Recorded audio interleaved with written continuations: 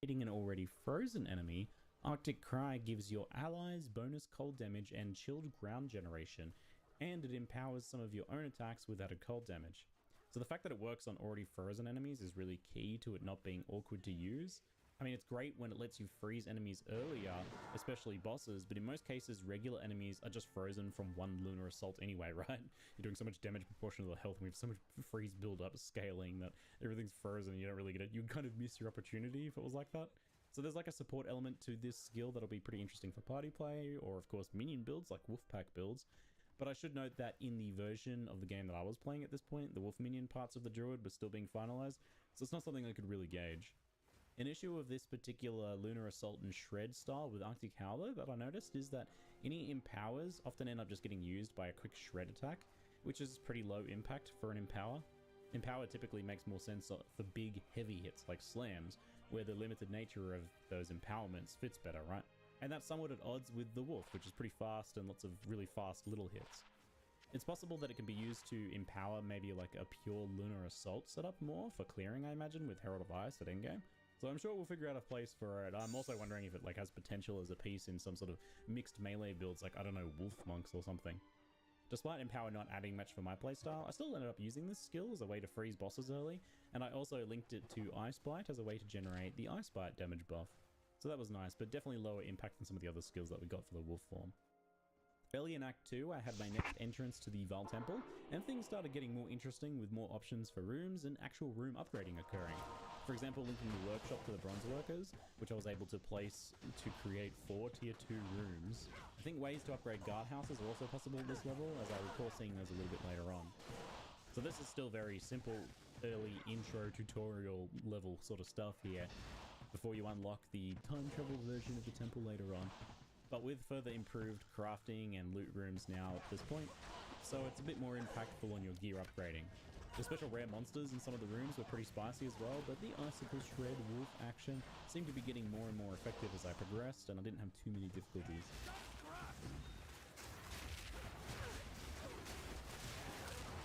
I need more time for that!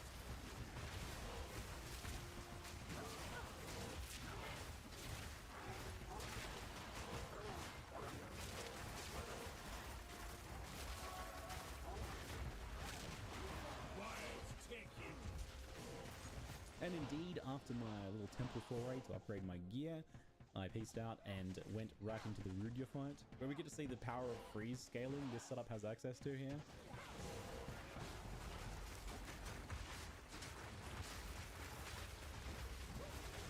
I'm not ready yet!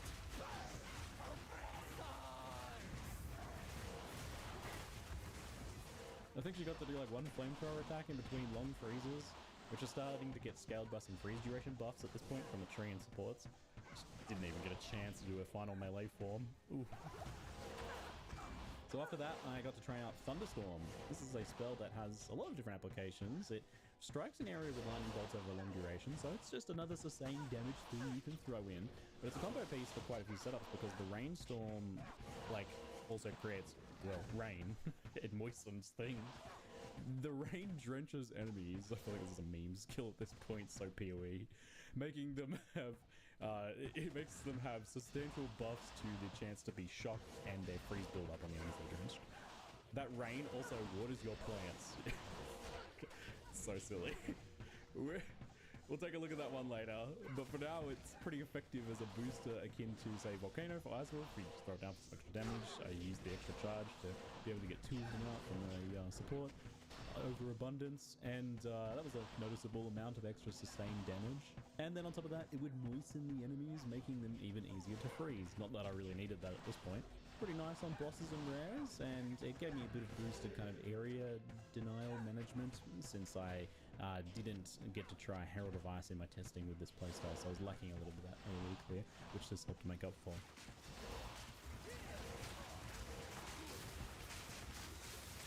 It was pretty satisfying pinning the Jin in a corner. She's usually quite the pest, this boss, teleporting around and everything.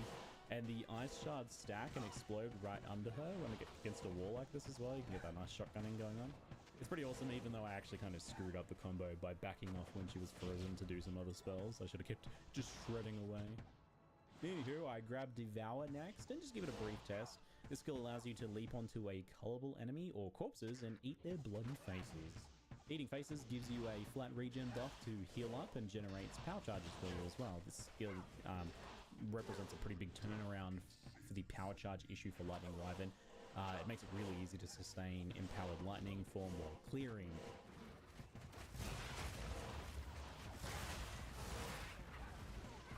It's not like killing Palmon Monk, I think, since the fact that you can use it on corpses means that you can basically use it when you want. You're not trying to like time that very narrow window of trying to get some colorable enemy to come.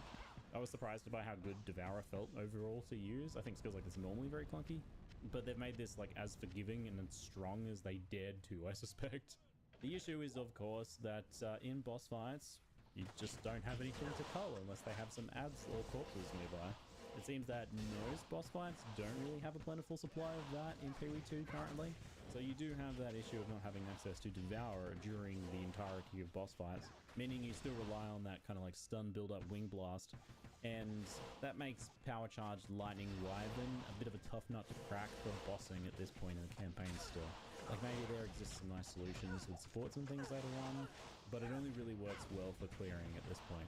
Of course, Magma, Orb, and Volcano combo exist as a fairly potent fallback for many bosses, as long as they're not like too small and mobile. And Thunderstorm, as an extra addition, now gives you a shock boost and some extra sustain damage that you can weave in. And leave you to the sand! I shall dethrone you, Sekima! And leave you to the sand! So sending in Sekimas was up next, and I think any of the strategies can work.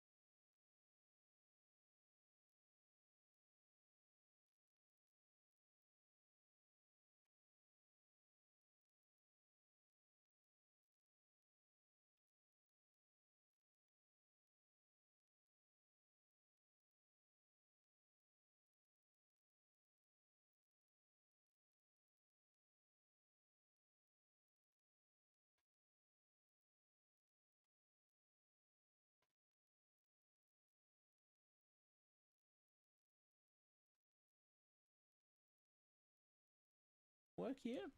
Even Wyvern, so duration, spell spam, you just go slow and safe, that should work just fine. Bear form with Fury, the Mountain Fishers, and Totems for just like really easy ranged melee should be super safe.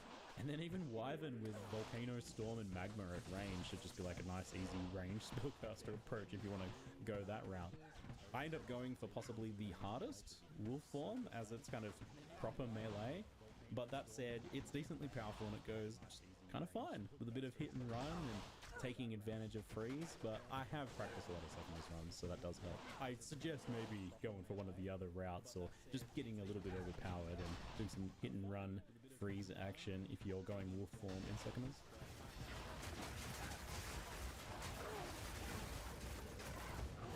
Come for this land!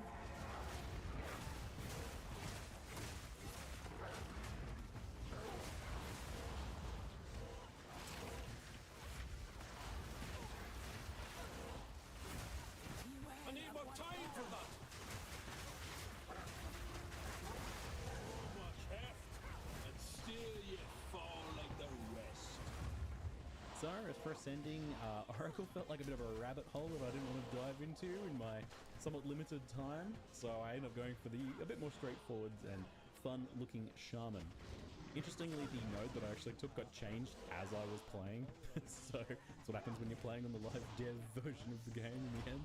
No point showing you the earlier version, but the newer version gave enemies in my presence exposure and 10% extra damage as random element, which is fun and fits with the node that I get later on too. Funnily, it took me way too long to figure out how I was giving enemies exposure because this just happened in the background. It was a different node when I picked it, right? It didn't have that mechanic at all. I was very confused until I eventually just randomly looked at my ascendancy and was like, oh, that looks different. So, with some bonus elemental damage online, I head back into Act 2 with my beloved wolf form to test out the new cross-slash skill that I picked up at some point. This executes a short hopback with a massive X-shaped slash. It's a pretty important skill for many wolf builds for two main reasons. It triggers any marks on the target, which in the case of Predator's Mark from Pounce, means that you can summon wolves on demand. I imagine that also means that you can explode freezing or voltaic marks with it too, if you want to get some extra damage from that. And on top of that, when triggering marks this way, cross-slash causes an extra shockwave of damage too. And then for the Ice Werewolf builds, cross-slash is very powerful, as it scoops up any of those ice fragments in the area and dumps them all in the middle of that X. That means that you go from sometimes hitting bosses or rares with half or so of the icicles, to being able to hit them with every single icicle every time if you time it right.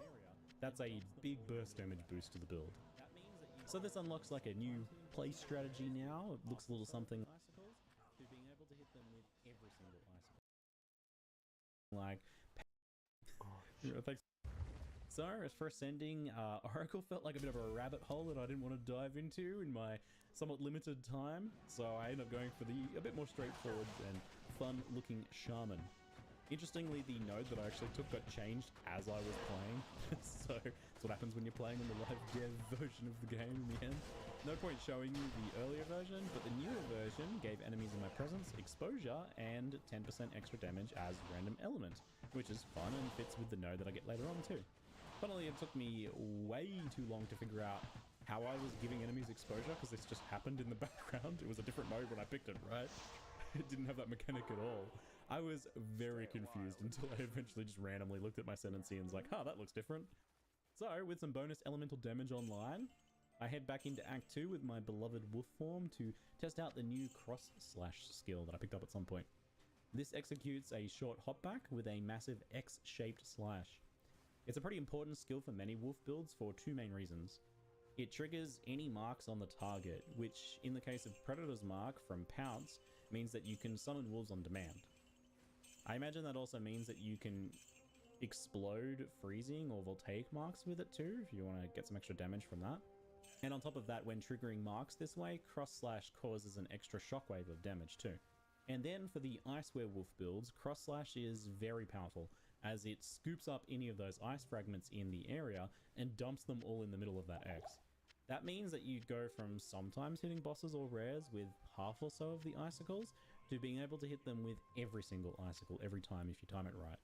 That's a big burst damage boost to the build. So this unlocks like a new play strategy now. It looks a little something like Pounce in, marking the enemy, Lunar Assault, and maybe an Arctic Howl to freeze them.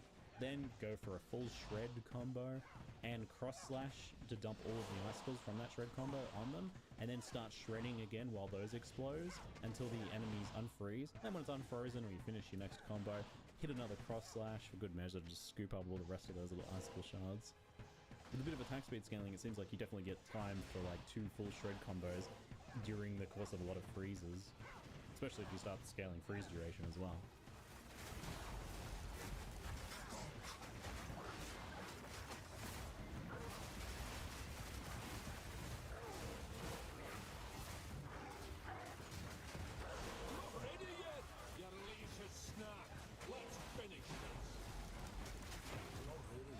The hopback part of the cross-slash could have felt annoying. There's been cases where this has been the case for other skills, especially when trying to do like single target damage. You don't really want to be like going away from the enemy you're trying to damage.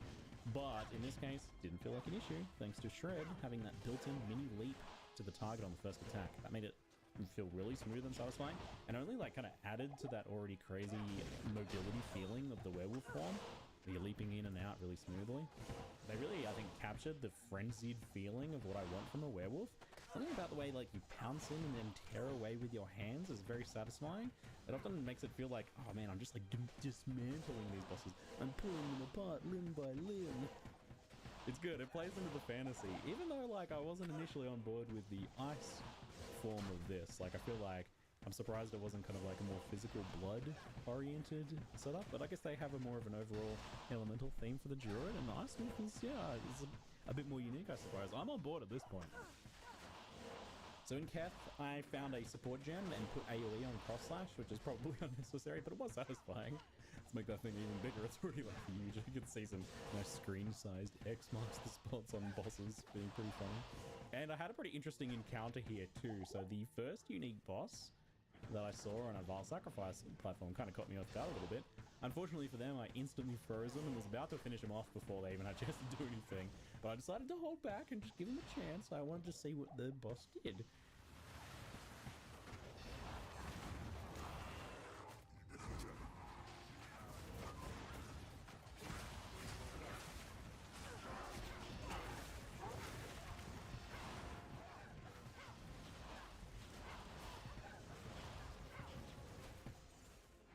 Shortly after that, in this fun tomb encounter, I was really sad that I didn't choose Herald of Ice earlier.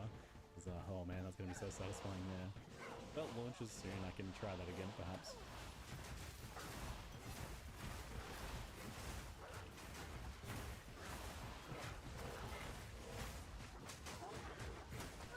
And finally for Keth, finding new and fun ways to torment the sad fire baby boss is a personal hobby of mine. I don't know if you've heard of this genre of activity, but I'm pleased to report that Wolfform has a pretty fresh take in this regard.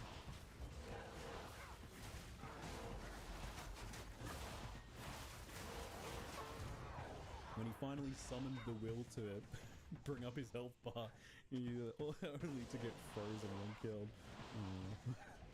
So as we head into the Titan Valley, you get to see some of the now core Abyss mechanic having a presence in the campaign. And I did actually get quite a few crafting items from Abyss during Acts 2 and 3, which does surprise me because Val Temple is giving out a ton of crafting power, and it feels like we didn't really even lose Abyss in this regard. I expected that Abyss would just be like non-existent till endgame, but it's there and you actually get to use it. I used it a few times. I was maybe getting a bit overconfident at this point because I suffered a classic for me giant skelly squish death. I swear it's like one of my most common deaths in PD2 is just getting these guys falling on me. The Titan Grotto boss points out a minor nuisance in freeze builds like this. Some larger bosses in PD2 have a mechanic where they cannot be frozen or like stopped during certain attack sequences or time frames. That can mean that you basically don't get to freeze them if you're killing them fast enough, which is kind of a bummer. I get that there's a few reasons to have a mechanic like this, but I think that maybe you could use some fine tuning, or maybe like a change like allowing the freeze to function, but the enemy's still able to move while frozen if they're like a giant Titan enemy like this. They just, you know, get slowed. I think designs like that are great because then you don't get locked out of your actual build's mechanics. You can still have your like on freeze mechanic of like firing icicles at the boss. Anyway, it's not like the fight was difficult or anything. It's just kind of like a bummer that he spends, you know, a full minute on 99% freeze.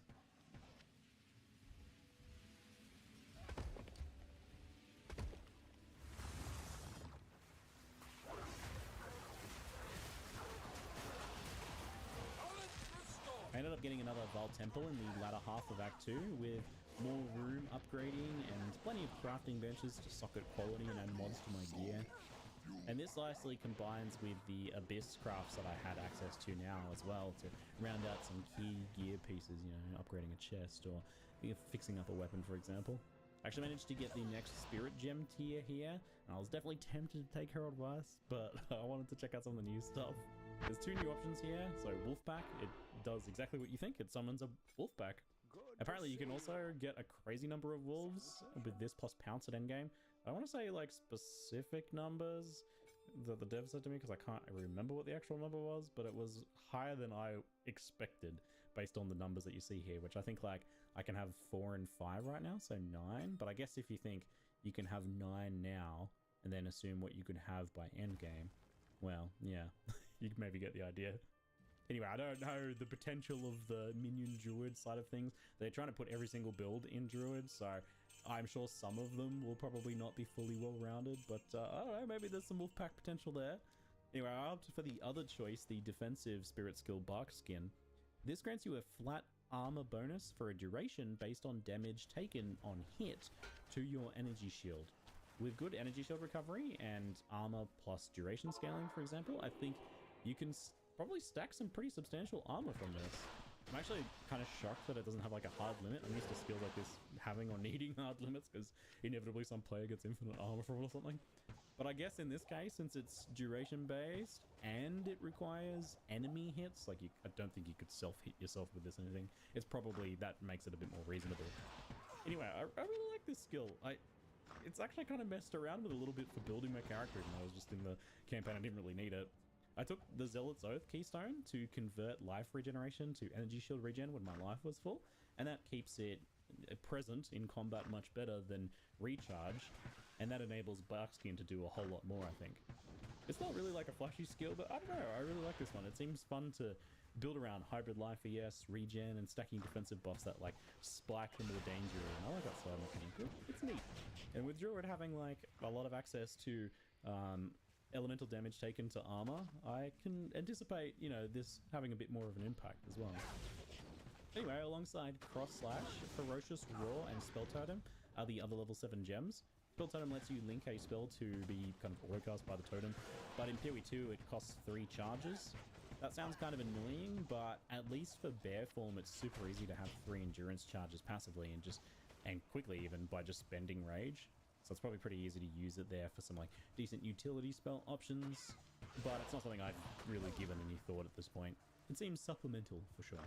Ferocious Roar looks pretty good. It's a bear form Warcry skill that lets you gain more rage and break some armor in its default form, but the real use case is probably that you can link normal human Warcries like Infernal Cry into it to trigger those instead. That lets you use Infernal Cry in bear form, whereas otherwise you'd swap to human form to do it. And that will, you know, pair nicely with the Fire Fisher Volcano playstyles. For whatever reason, I can't really recall, I didn't end up getting a chance to test either of these. Probably because they need like other skills to make much use of them, or I forgot one of those.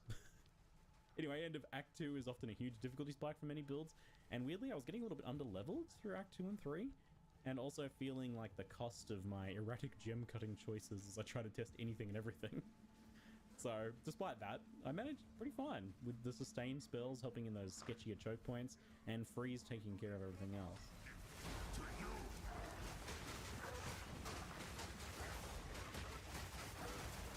And then with Jamin-Ra himself, I was actually pretty dang impressed. I managed 3 freezes in second form, and while my damage had fallen off a bit at this point, it was pretty damn smooth fight. He didn't give me much grief.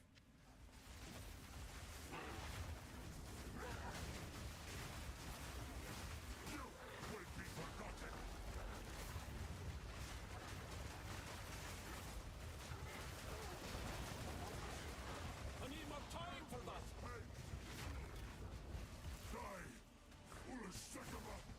Heading into Act 3, I spent a bit more time on Wolf form. I can't help myself, it's so much fun. It's fast to run through zones. First though, something pretty unexpected awaited me on the Vast Sacrifice altar.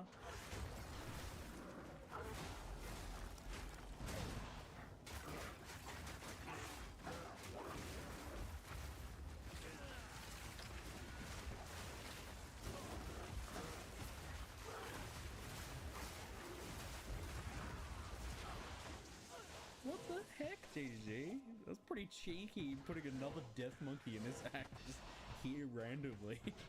Anyway, it's time for that build change up. Apologies in advance, but I do not get time to return to bear form.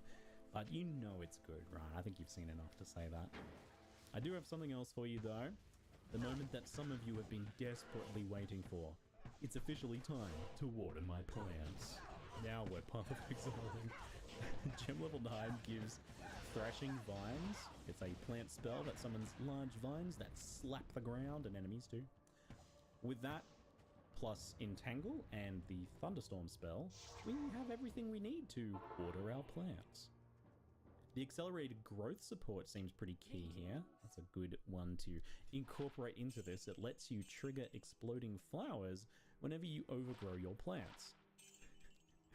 Oh, it's so good. So each plant spell here has a mechanic where it will overgrow in some way if watered by thunderstorms. I can't get over how silly plant druid is. Anyway, for Entangle, it makes the fishes last longer, and for Thrashing Vines, it makes them 50% larger and do 50% more damage. So really chunky for that. But Entangle's not really doing much. Just making them last longer is not really a big deal by itself. It's not something you would do if you weren't just kind of doing it for other reasons anyway. But that accelerated growth gem adds explosions. So that makes it absolutely worth it. I'm pretty sure you can also do the same thing on Briar Patch too, though I'm not sure I ended up testing that. So yeah, I see some accelerated growth on Briar Patch and on Entangle, and then you're scaling up the Thrashing Vines in other ways, most likely.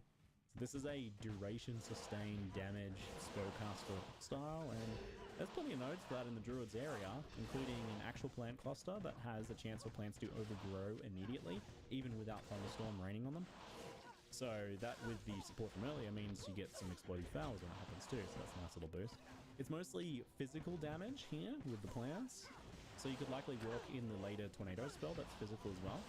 And maybe you can even go poison. I know there's plenty of gems pitched in that direction because of the existence of like the other plant stuff on the other side of the tree. I have to mention my favorite upgrade that I messed around with, and that was putting Pin on Entangle. I'm in love with Pin after playing a Tactician. Pin's amazing. And Entangle did an excellent job of rapidly building up Pin too.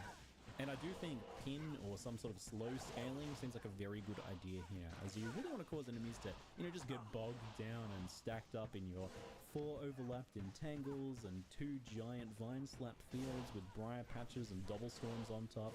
That's where all the fun's happening. You want all the mobs to be in there. So pinning them in place is really nice. But you could totally add maim and do like slow effectiveness scaling as well. I've done that sort of stuff on grenades before, it's really nice. Now you may be thinking, looking at the footage here, that DPS looks a bit meh, and you'd be right. But in Rainy Druid's defense, I was still using my level 2 fire damage stuff at this point, so I just kind of forgot about it all this time, so I was focused on the other shape-shifting stuff. Classic spellcaster builds using Act 1 weapons into endgame, right? But bear with me though, as I do get myself a physical spell staff kind of soon. It takes me a little while, but I get it eventually. In the meantime, I do grab Oil Barrage for the Wyvern, which exposes and slows enemies just like Oil Grenade. But we'll come back to this skill a bit later, as it's got a pretty fun empowered inversion that I test later on. So my lower DPS from gear and underleveled gems and missing passives and all that caused me to have a bit of mana issues with this playstyle here. That's not untypical for things like this, and it was made much worse by my questionable choice to use overabundance on everything, doubling the cast that I needed to do, and lacking DPS. I'm happy to say that this was a problem that solved itself after I got a couple of upgrades, since it was mostly just the fact that I was missing a lot of damage ultimately.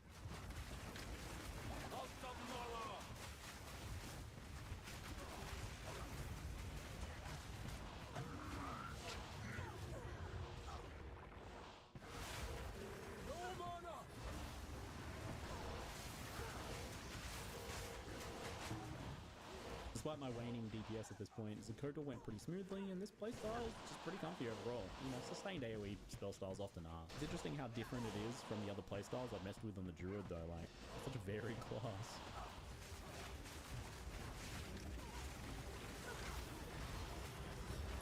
I'm not ready yet. Have a vow, don't give anything for free, do they? So I finally managed to get myself that proper staff, getting a Fizz Spell Gems one with some nice Fizz Spell damage too. And I didn't do the map on my crafting choice, so I don't want to hear about it. Don't worry about it. Either way, this thing made a huge difference from my old piece of garbage that I had with like 50% fire damage or something like that. And I got it just in time to go through the often aggravating Trial of Chaos, and I'm super happy with how smoothly it went. Slows, pins, range, sustained spell damage, it all worked really, really nicely for most of the encounters here, and at this point with the upgrade, the damage was enough to move through, even through the escort quests pretty comfortably. I actually had one of the comfiest Nightmare Bird kills too. This thing is an absolute menace so often. I was really happy I didn't have to rerun it just because it went perfectly first time. Circle around, dump everything on the giant boss. Perfect.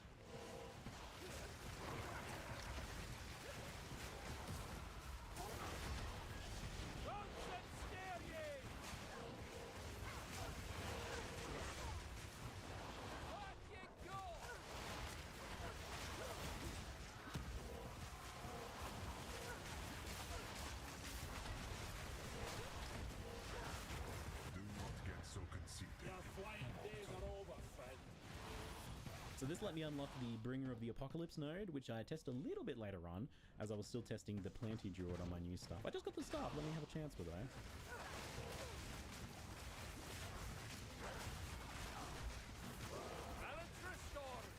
I'm still under-leveled and missing passives, and this cheeky lady here likes to roll out of my AoEs, so that took a little while, but overall, like, once I got it online, the plant druid, my plants druid felt very comfortable and very fun. Enjoy watering your plants at launch, garden druids. So next up, I wanted to mess around a bit more with Wyvern and also test Apocalypse, the uber skill from the Shaman. We'll get to Apocalypse in a moment. First, I wanted to return to the Oil Barrage skill. What's normally a utility skill here becomes a pretty hilarious lightning single target barrage when empowered with a power charge. So it spends a power charge if you have one to make the barrage much longer with a bunch of added lightning damage. And if you have 3 charges, you can just like hold the button down for one long mega barrage. With Devour, you can very easily, you know, generate 3 power charges. So I was actually able to use this and the melee lightning form a bit more comfortably here. Indeed, like the combination now of having Devour, Wind Blast, and Oil Barrage made Wyvern feel a bit more well-rounded, but it is still definitely the more complicated one to play here. That lightning barrage is just absolutely hilarious. I will not be surprised if we see some sort of like boss barrage deletion endgame build here. I don't know if you can really call it a one-shot when it's a barrage like that, but yeah. I expect to see something disgusting with this. That's if, you know, people figure out some easy way to get those first set of power charges at least.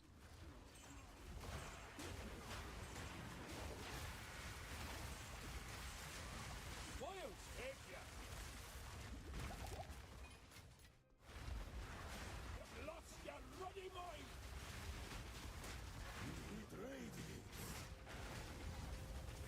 So I didn't get a chance to barrage a boss.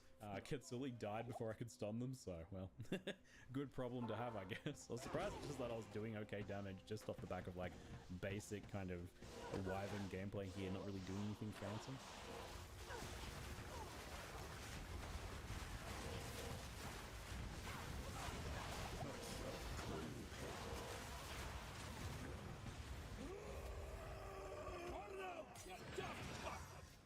And finally, let's take a look at Apocalypse now. I didn't really have any supports for this skill, so this is just pure vanilla Apocalypse, but it's pretty strong right away, and it seems usable pretty often too. Apocalypse is a glory skill, with glory for this being gained by hitting enemies with elemental damage, so obviously you're just doing that constantly, especially with like the sustained spells just constantly ticking that up at max rate. So it's easy enough with the added random elemental damage on the node that you get before it as well, so it's going to happen regardless of your build.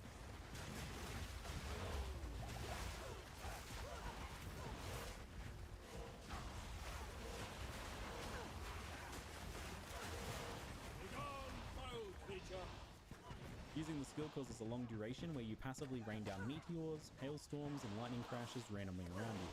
It's duration based as well, so, you know, there's room to make it last longer too if you want. What can I say? Skills like this are really fun.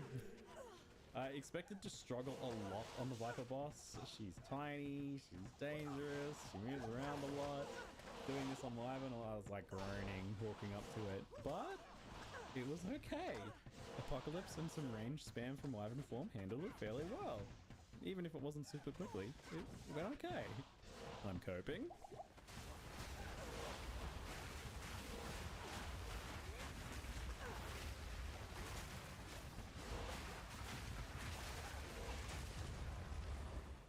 So I had a brief moment to play with Tornado, a physical duration spell I mentioned earlier. It can suck up elemental ground to empower itself. The only problem is that it's surprisingly hard to do that on the Druid's basic skill set, at least.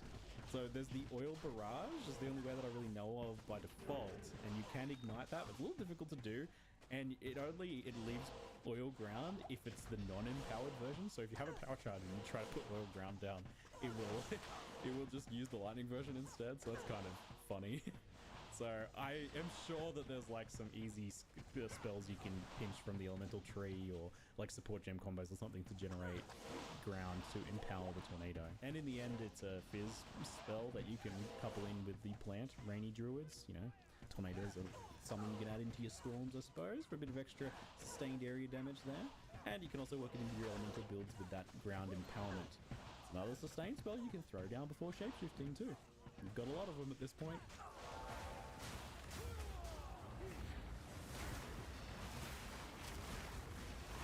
sadly, that is all I managed to do in my brief visit to the Grinding Gear Games studio this time. Probably for the best though, as I do need to rest and look after my family. Thanks for all the well wishes as well. I was really stoked to see how much you all enjoyed part 1, and hopefully you enjoyed part 2 as well.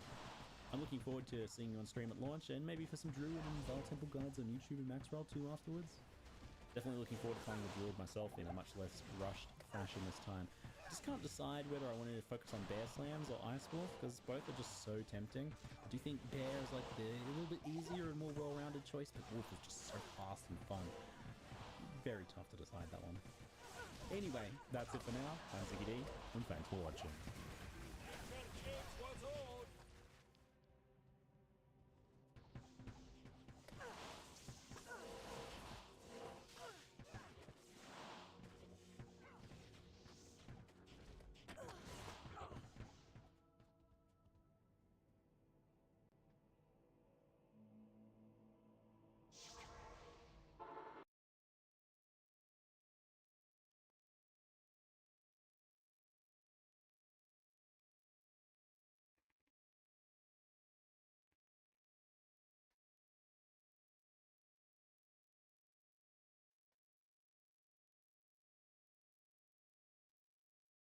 Hi everyone, it's Rax. The path of Good to see you. Salutations. Let's deal, my friend.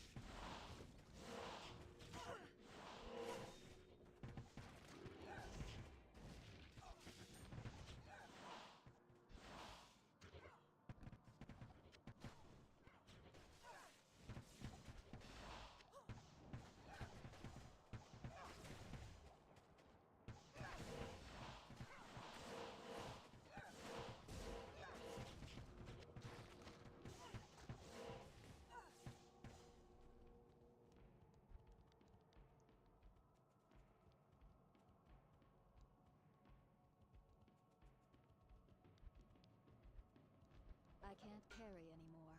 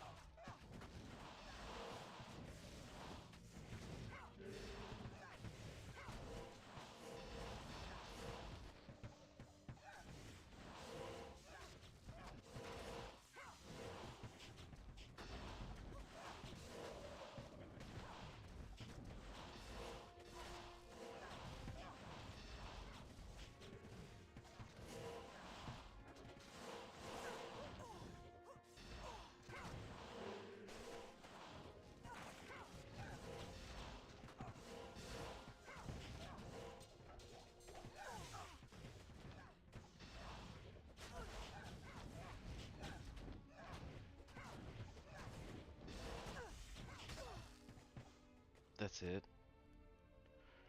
That's all he drops is a bunch of shit.